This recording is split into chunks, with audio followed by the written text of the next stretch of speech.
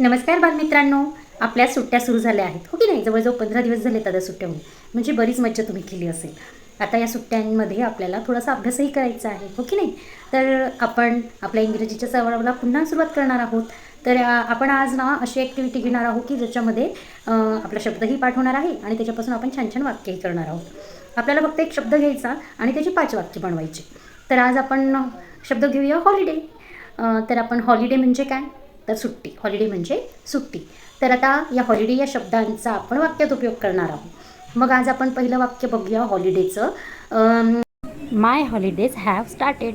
माझ्या सुट्ट्या सुरू झाल्या आहेत. हे पहिलं वाक्य. आता आपलं दुसरं वाक्य आहे I am going to the village for the holidays.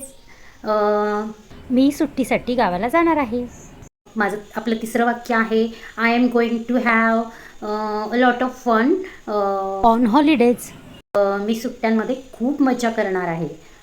त्याच्यानंतर आपलं वाक्य आपण घेऊया I am going to summer camp during holidays.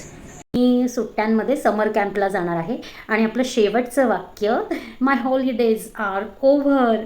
माझ्या सुट्ट्या संपल्या आहेत. तर या पद्धतीने आपण रोज एक शब्द घ्यायचा आणि त्याच्यापासून 5 वाक्य करायचे, जेणेकरून आपला अभ्यासाचा सरावही राहील आणि अगदी कमी वेळामध्ये आपण छान छान वाक्य शिकूया. ओके, चला बाय. हे वाक्य तुम्ही वहीमध्ये लिहा आणि याचा सराव करा.